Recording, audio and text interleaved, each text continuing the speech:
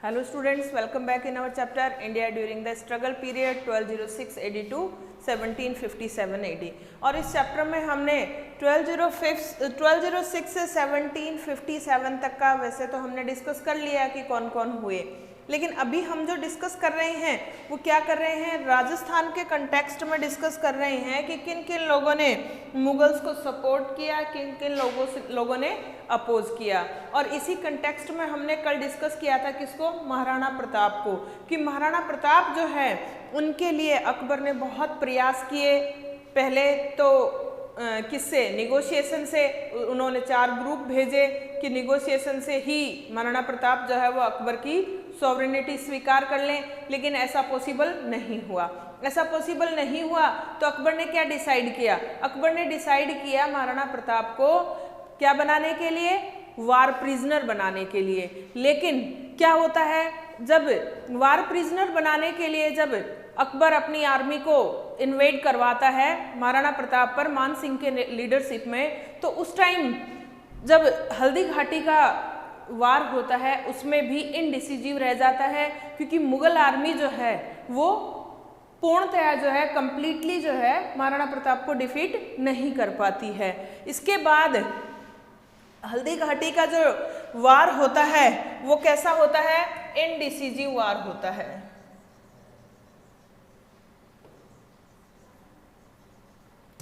Indecisive वार होता है क्योंकि इसमें जो एम जो होता है किसका, अकबर का जो एम होता है, मेन एम क्या होता है, प्रताप को युद्ध प्रिजनर बनाने का, यानी वार प्रिजनर बनाने का, लेकिन उसमें वो सक्सेसफुल हो नहीं पाता है क्योंकि महाराणा प्रताप उसके हाथ से निकल जाते हैं। और अब मुगल आर्मी जो है आगे न बढ़कर वापस लौट जाती है। तो हल्दी घाटी का युद्ध जो है वो तो नॉर्मली किसके पक्ष में माना गया, महाराणा प्रताप के पक्ष में माना गया।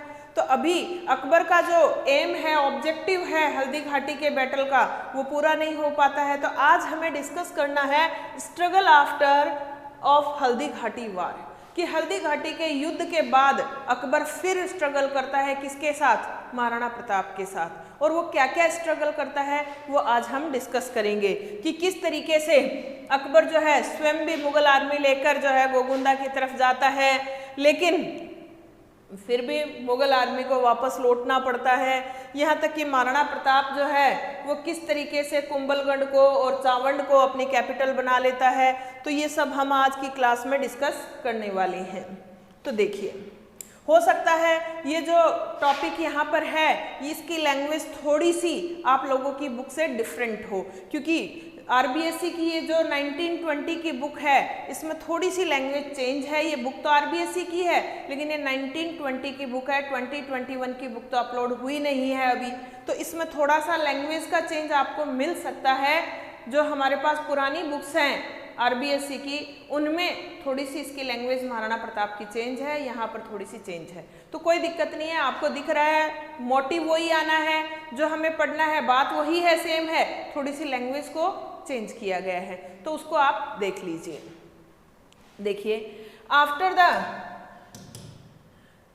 वार of Haldi Ghati Mughal army was staying eight, ये स्टे लिख रहा है, यहाँ पर स्टेइंग आएगा। इस लैंग्वेज में थोड़ी सी गड़बड़ है, और भी कई गड़बड़ है। आगे सेंडेड लिख रखा है, सेंड की सेकंड या थर्ड फॉर्म सेंडेड नहीं होती है, कुछ गड़बड़ है, तो वो हम देख लेंगे, कोई दिक्कत नहीं है। कि after the war of Haldi Ghati Mughal army was staying at Gogunda but due to lack of logistic materials the Mughal army return to Agra. कि हल्दी घाटी के युद्ध के बाद मुगल सेना जो है एक बार फिर वहीं रुक जाती है, कहाँ, गोगुंदा के चारों ओर ही रुक जाती है, लेकिन बाद में उनके पास लॉजिस्टिक मटेरियल जो है यानी सामग्री जो है वो खत्म हो जाती है। इस वजह से मजबूरन जो है मुगल आर्मी को कहाँ लौटना पड़ता है, आगरा वापस लौटना पड़ता है। Maharana Pratap established his new capital at Kumbhalgarh ने होकर यहाँ पर है चावंड, क्या है, Chavand, and continue has struggle with, यहाँ स्ट्रगल की स्पेलिंग गलत है, ये इस पैराग्राफ में बहुत ज़्यादा प्रॉब्लम्स हैं, तो आप अपनी बुक से इसको डिस्कस कर लेना थोड़ा सा। स्ट्रगल विद, तो यहाँ स्ट्रगल्ड आएगा, हैज है तो struggled with his struggle, has नहीं है, हिज स्ट्रगल विद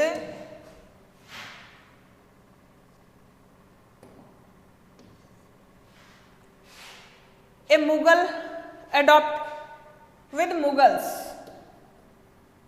कि अब ये जो महाराणा प्रताप जो है इन्होंने अपनी नई राजधानी चावंड को बना लिया और लगातार मुगलों के साथ जो है संघर्ष करते रहे। Mughals adopted new strategy of war guerrilla system, मुगलों ने एक नई रणनीति जो है युद्ध की, गुरिल्ला वार सिस्टम जो है, जो अंग्रेजों ने या सॉरी ब्रिटिश इंडिया के टाइम पर टीपू सुल्तान ने भी इस्तेमाल की थी, वही गुरिल्ला सिस्टम जो है वो मुगल्स ने भी अडॉप्ट किया।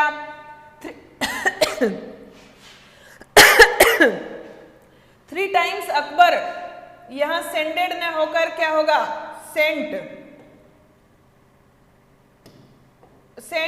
His army to Mewar under the leadership of Shahbaz Khan 15 October 1577, 15 December 1578 and May 1580। अब देखिए 3 बार फिर अकबर प्रयास करता है किसको, मेवाड़ को विजय करने के लिए, और इसके लिए वो 3 नेतृत्व यानी 3 लोगों के नेतृत्व में फिर आर्मी भेजता है।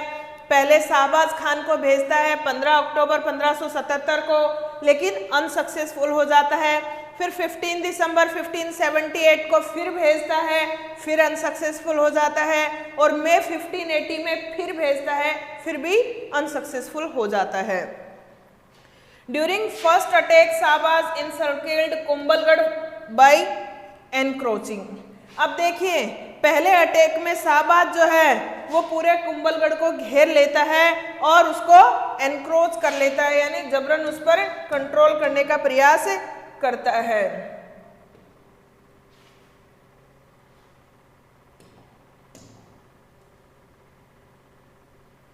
यहां पर विलेजेस लिख रखा है।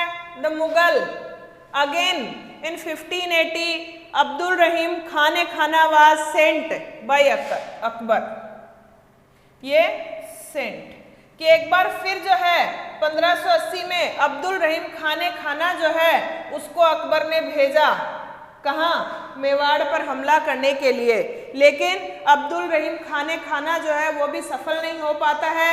ये रास्ते में अपने परिवार को छोड़ जाता है, ठीक है, ये युद्ध करने के लिए जाता है, रास्ते में अपने परिवार को छोड़ जाता है, और वो परिवार जो है वो प्रताप के बेटे अमर सिंह के हाथ लग जाता है, और अमर सिंह उनको बंदी बनाकर ले आता है।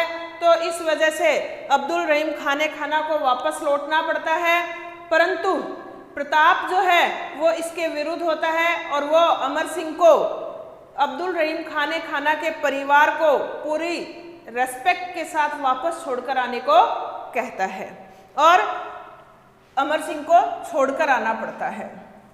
In this war Mewar army was under the leadership of Prince Amar Singh son of Pratap. अब देखिए कि जब अब्दुल रहीम खाने खाना जो है उसने जब मेवाड़ पर आक्रमण किया तो इस युद्ध के समय सेना का सेनापति कौन था, राजकुमार अमर सिंह, जो कि प्रताप का बेटा था।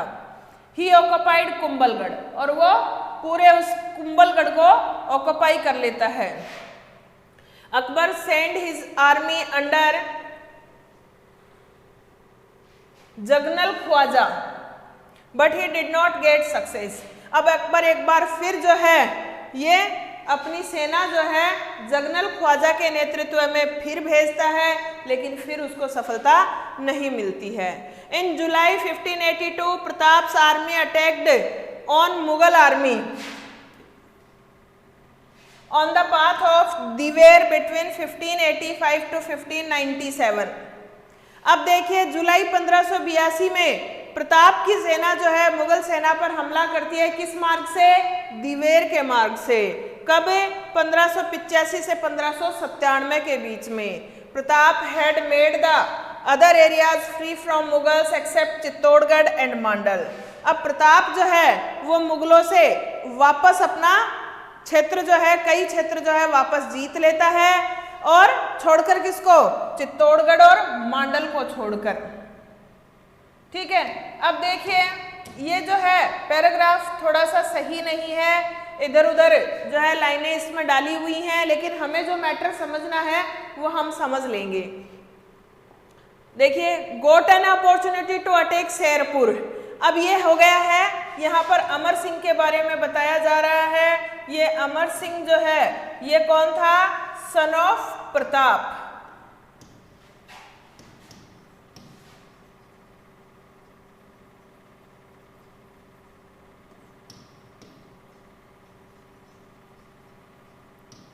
देखिए क्या होता है कि जब अब्दुल रहीम खान खाना मेवाड़ पर हमला करने के लिए आता है तो वो अपने परिवार को शेरपुर में छोड़ जाता है, ठीक है, और फिर वो आगे युद्ध करने के लिए बढ़ जाता है। और इसी समय किसको मौका मिल जाता है? अमर सिंह को मौका मिल जाता है, प्रताप के बेटे अमर सिंह को मौका मिल जाता है। वो शेरपुर पर हमला करता है और अब्दुल रहीम खाना के परिवार को बंदी बना लेता है, ठीक है। लेकिन महाराणा प्रताप इस बात से नाराज हो जाते हैं और वो बेटे अमर सिंह को अब्दुल रहीम खाना के परिवार को आज़ाद करने के लिए कहते हैं और पूरे सम्मान पूर्वक वापस भेजने के लिए कहते हैं। अब देखिए कि Amar Singh got an opportunity to attack Sherpur and he imprisoned Abdul Rahim Khana's family. कि अब जब अब्दुल रहीम खाना आगे बढ़ जाता है युद्ध भूमि में तो उसका परिवार शेरपुर में रह जाता है और अमर सिंह को मौका मिल जाता है, वो शेरपुर पर हमला करके अब्दुल रहीम खाना के परिवार को बंदी बना लेता है। Maharana Pratap got annoyed by this and told Amar Singh to release the family of Abdul Rahim खाना and send them back respectfully। और महाराणा प्रताप जो है वो इस बात से बड़े नाराज हो जाते हैं और अमर सिंह को कहते हैं कि अब्दुल रहीम के परिवार को पूरे सम्मान के साथ आज़ाद किया जाए और वापस भेजा जाए। This was a major station of the Mughals. और ये शेरपुर जो है ये मुगलों का मुख्य स्टेशन था। Pratap attacked this station along with Amar Singh.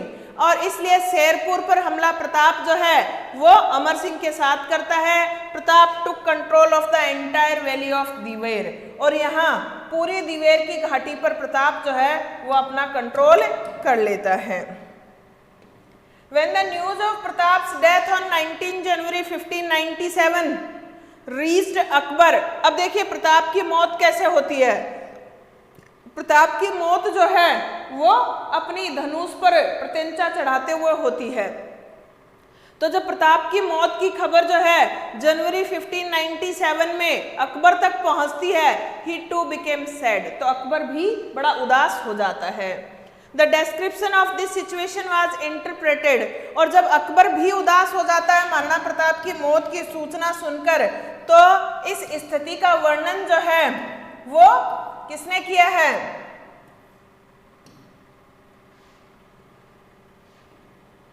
दरसा अधा ने किया है। ये दरसा अधा एक राइटर था, इसने जो कि अकबर के कोर्ट में उपस्थित था, इसने बताया है कि अकबर ने उसकी मौत पर, प्रताप की मौत पर किस तरीके से रिएक्ट किया। तो कैसे रिएक्ट किया?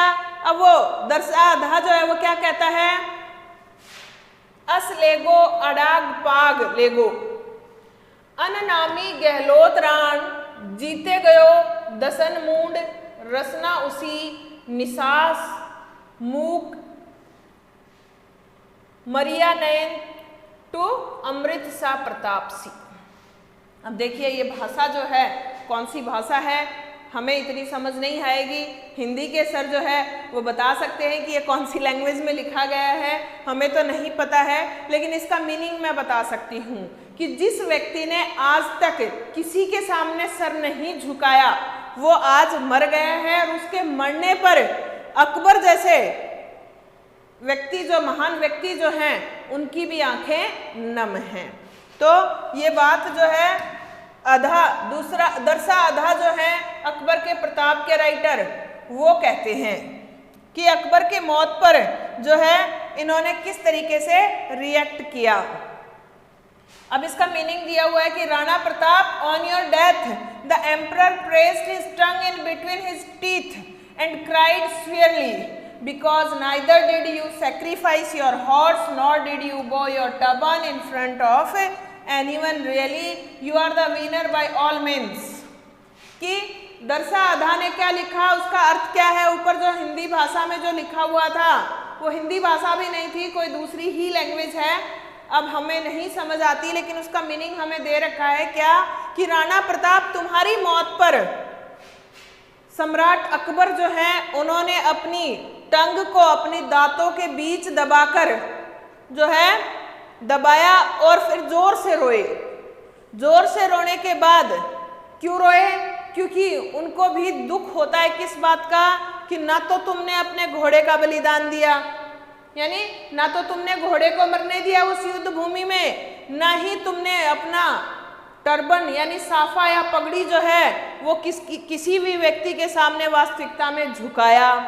तुम तो हर तरीके से क्या हो, विनर हो, जीतने वाले हो, हारने वाला तो अकबर हो गया, क्योंकि अकबर ने बहुत ज़्यादा प्रयास किया था महाराणा प्रताप को झुकाने का, लेकिन महाराणा प्रताप मरते दम तक उसके सामने नहीं झुके थे। Colonel James toad addressed Haldi Ghati as Mewar Thermopylae. Colonel James Tod जो हैं वो हल्दी घाटी को मेवाड़ की थर्मोपली कहते हैं, और दिवेर के युद्ध को यानी दिवेर जो है उसको मेवाड़ का मैराथन कहा गया है, जो हम शुरू में डिस्कस कर चुके हैं कि कर्नल जेम्स टोड ये एक ब्रिटिश राइटर थे। इन्होंने हल्दी घाटी का युद्ध जो हुआ उसको मेवाड़ की थर्मोपली बताया। हल्दी घाटी में जो बैटल हुआ उसको मेवाड़ की थर्मोपली बताया, और दिवेर पर जो कंट्रोल किया था उसको मेवाड़ का मैराथन बताया, सबसे लंबा चलने वाला युद्ध। ठीक है, तो इस तरीके से हमने महाराणा प्रताप को पढ़ा और किस कंक्लूजन पर पहुंचे कि महाराणा प्रताप जो है ये एक क्या थे,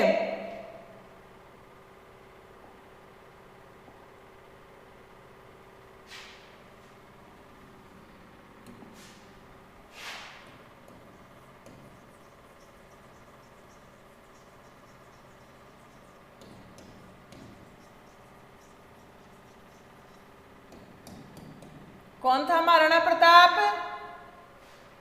the greatest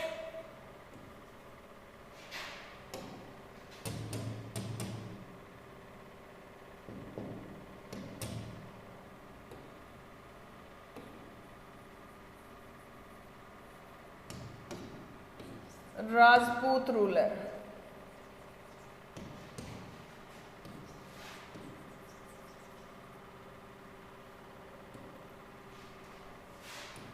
Who never bow his turban for anyone। कि महाराणा प्रताप वो महान राजपूत शासक था जिसने कभी भी किसी के सामने अपना सर जो है वो नहीं झुकाया। अब उन्होंने ही स्ट्रगल्ड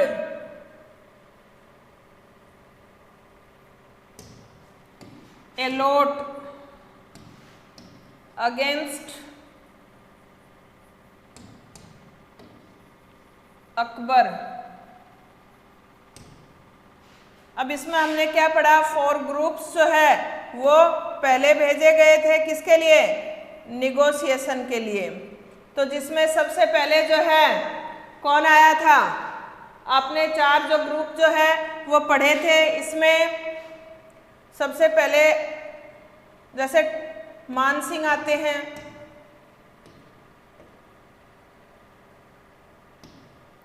भगवान दास आते हैं,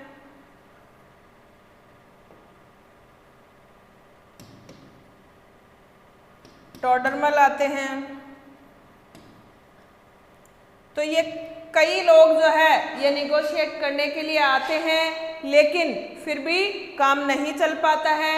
बाद में जो है इतने अथक प्रयास के बावजूद भी महाराणा प्रताप जो है उनको नहीं हरा पाता है। कौन, मुगल एम्परर अकबर।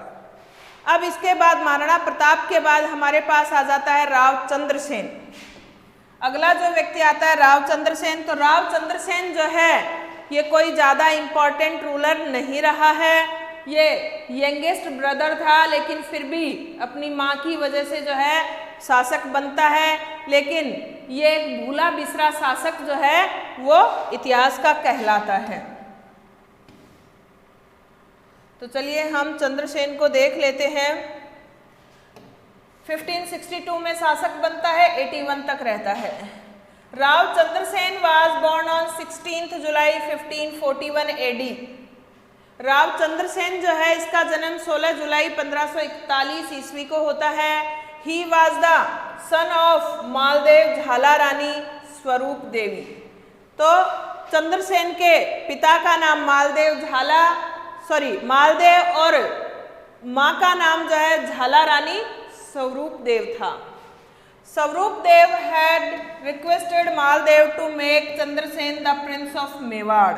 और इसी स्वरूप देव जो है इसने किससे, मालदेव से रिक्वेस्ट की थी अपने बेटे को, किसको, चंद्रसेन को मेवाड़ का प्रिंस बनाने के लिए। When Maldev died, Chandrasen became the ruler of Marwar on 31st दिसंबर। अब देखिए यहाँ मेवाड़ में आकर के आएगा, मारवाड़ आएगा, यानी जोधपुर वाला इलाका। ठीक है, ये रॉन्ग लिखा गया है कि जब मालदेव की मृत्यु हो गई तो चंद्रसेन जो है वो मारवाड़ के शासक बने 31 दिसंबर 1562 ईस्वी को। दो he was the youngest of all his brothers, यद्यपि वो अपने सभी भाइयों में सबसे छोटे थे, और उस टाइम उत्तराधिकार जो है, सक्सेसर जो है या युवराज जो है वो किसको बनाया जाता था, सबसे बड़े बेटे को बनाया जाता था। लेकिन यहाँ पर चंद्रसेन जो है उसकी माँ के कारण शासक बनता है। For this reason both the brothers of Chandrasen were annoyed. अब जब सबसे छोटे भाई को शासक बना दिया जाएगा और बड़े वाले को क्या कर दिया जाएगा, डिप्राइव कर दिया जाएगा, तो भाई तो नाराज होंगे, इसलिए उसके सारे भाई उससे नाराज थे। The elder brother Ram went in Akbar's court and requested him for royal assistance and Akbar was also waiting for this to take place. अब देखिए बड़ा भाई जो है उसका राम जो है वो कहाँ चला जाता है, अकबर के दरबार में चला जाता है और अकबर से प्रार्थना करता है शाही सहयोग की। और अकबर जैसे इस बात का इंतजार ही कर रहा था कि कब मौका मिले और कब मैं मारवाड़ पर अटैक करूं। शॉर्टली आफ्टर दिस, और जैसे ही राम ने उसको मौका दिया कुछ ही समय में अकबर जो है उन्होंने क्या किया, अकबर ने अपनी सेना जो है वो चंद्रसेन के विरुद्ध भेज दी। किसके नेतृत्व में, हसन कुली खान के नेतृत्व में। किधर, जोधपुर की तरफ। Who occupied the Jodhpur for fort in May 1564 AD। और हुसैन कुली खान ने जोधपुर के किले पर मई 1564 ईस्वी में कंट्रोल कर लिया। Marwar's ruler Chandrasen fled away from Jodhpur and took refuge in Bhadrajun. अब चंद्रसेन जो है सामना करने की बजाय मारवाड़ से भाग जाता है और भागकर कहाँ शरण ले लेता है, भद्रजून में। In 1570 AD, Chandrasen attended Akbar's Nagaur court, but watching the behavior of Akbar and the presence of his competitor Uday Singh, he left the Nagaur court and returned. अब जैसा कि 1570 में अकबर का जो नागौर कोर्ट लगा था उसमें मोस्टली राजपूत रूलर्स जो थे उन्होंने क्या कर लिया था, अकबर की अधीनता स्वीकार कर ली थी। तो इस कोर्ट में छोड़कर महाराणा प्रताप और चंद्रसेन को मोस्टली सभी ने अधीनता स्वीकार कर ली थी। तो ये भी अधीनता स्वीकार करने चंद्रसेन भी आ तो जाता है नागौर कोर्ट में, लेकिन वहां पर अकबर के व्यवहार को देखता है और उसके बाद अपने प्रतिद्वंदी उदय सिंह को देखता है, तो नागौर दरबार को छोड़कर चला जाता है।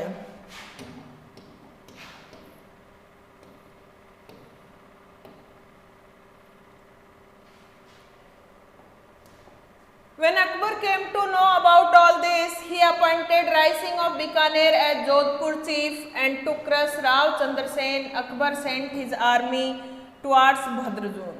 और जब अकबर को इस बात का पता चलता है कि चंद्रसेन यहाँ दरबार में आने के बाद वापस चला गया है, वापस लौट गया है, तो अकबर क्या करता है, राय सिंह जो है बीकानेर का, उसको मारवाड़ का या जोधपुर का चीफ बना देता है।